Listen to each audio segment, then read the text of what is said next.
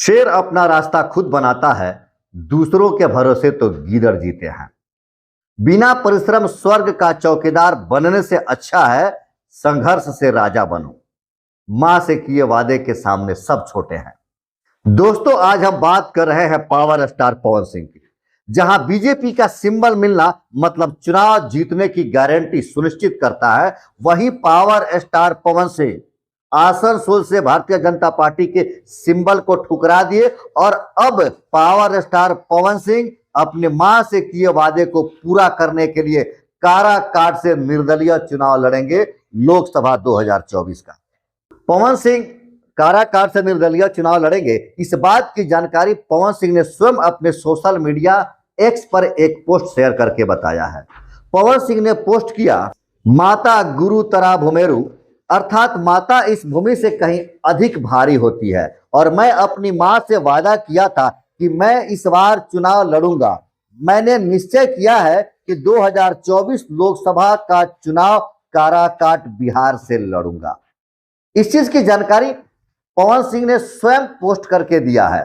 जहां एनडीए के लिए बिहार की सबसे सुरक्षित सीट मानी जा रही थी काराकाट की सीट, और वहीं काराकाट से अब पवन सिंह ने चुनाव लड़ने का ऐलान कर दिया है और यहां का चुनाव अब बड़ा दिलचस्प हो गया है।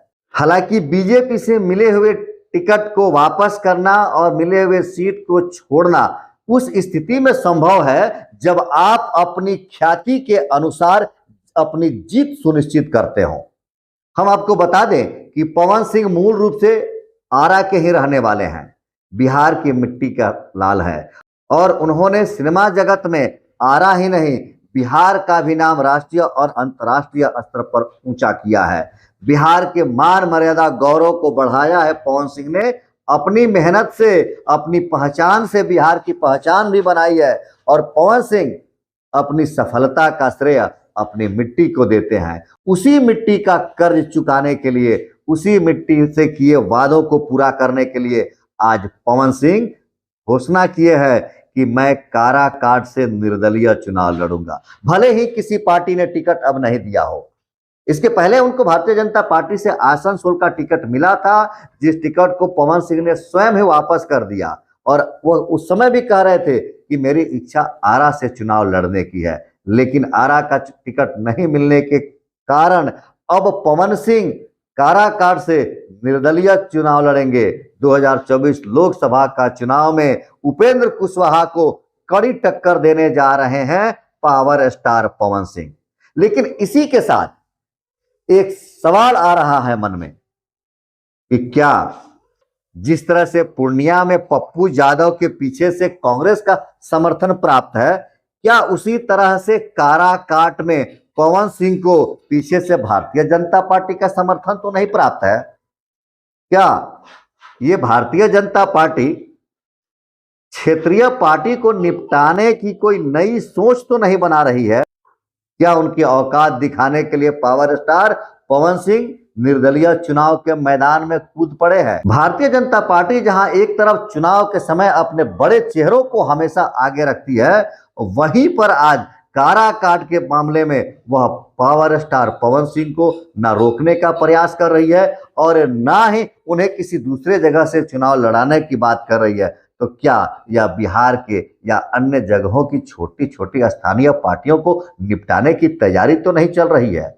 आपको याद होगा कि भारतीय जनता पार्टी ने किस तरह से पशुपति पारस को गठबंधन में रखा लेकिन एक भी सीट नहीं दिया। वहीं चिराग पासवान को अहमियत देकर 5 सीट दे दिया गया।